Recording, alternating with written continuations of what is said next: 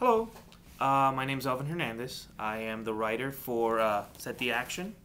It's a book on background design meant for gaming, animation, and comics.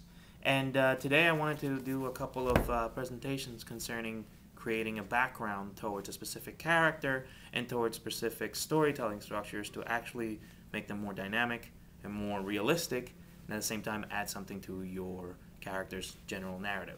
So we'll be going through different parts of the drawing process, and let's get started.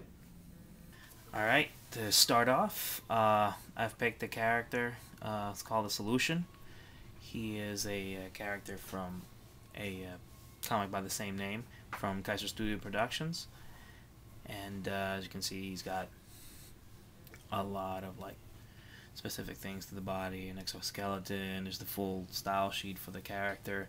And one thing about him is that the character is very much an urban character. He's kind of like a superhero. So our environment would probably have something to do with cities.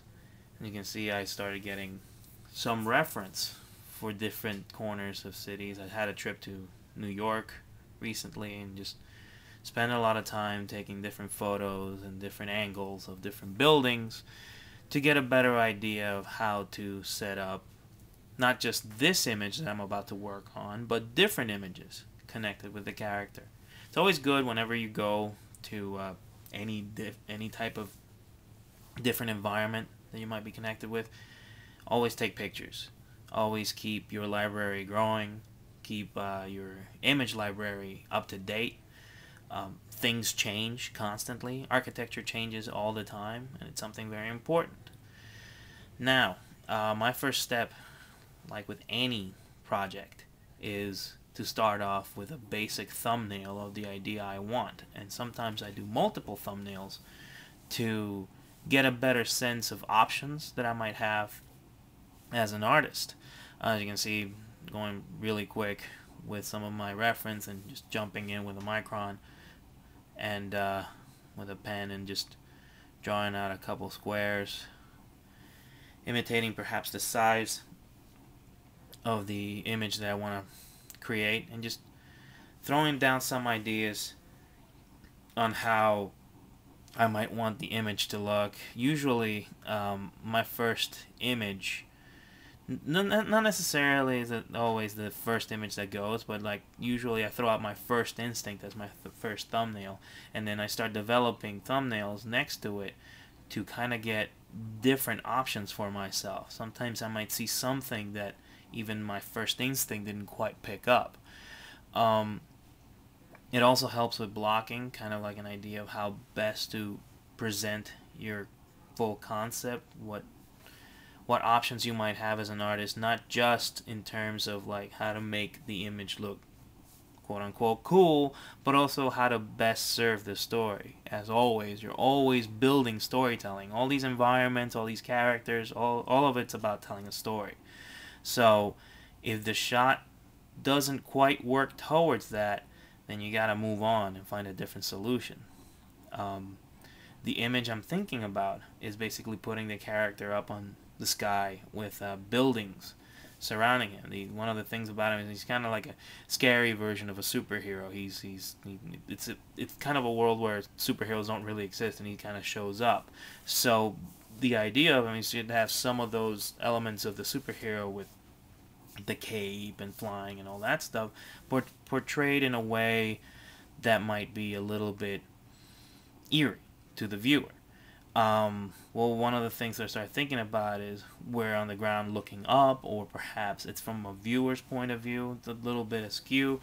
So the idea would be to put the buildings around, which is something familiar to us, and in the middle of that, breaking the familiarity, there's this weird guy with a cape floating around. So what I'm mapping out first is how best to present those buildings. You can see I have different types of options. A lot of them are either 2-point perspective, 3-point on the second one, 1-point vertical, like the 2-point vertical going upwards.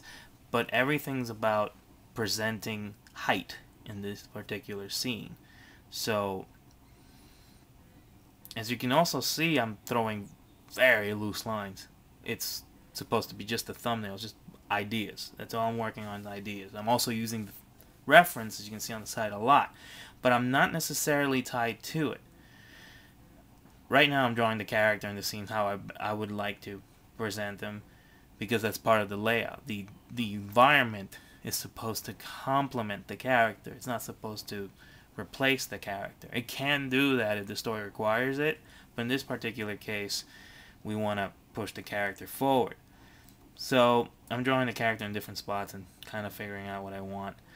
Now, as I look through these, and as I look through these different sheets, I'm coming up with a fifth option, which is going to combine elements of two different pieces here.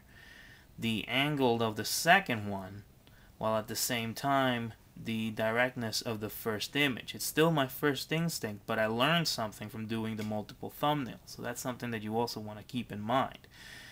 By making the shot a canted or Dutch angle, where it would be bent on its axis, it's still very much like the same superhero image of the character floating above a city, but it already gives it an eerie sense. And you can see those are my ideas. And finally, the last one I'm going to pick in a minute is going to be that last one, as I number all of them for myself just to know which one it is, and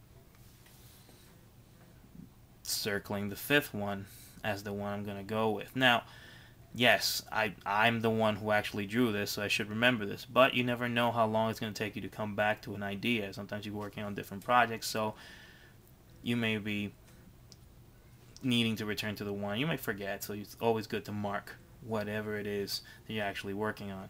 I'm also exemplifying and putting together the focal point of the image, so I'm actually making it very clear that this one not only is the one I'm going to pick, but I'm also about to start the process of creating the full image right and through. So that's my process for the beginning, and now we jump on. This concludes this section of our presentation. There's more to come, so please join us in the next chapter and continue working on this background.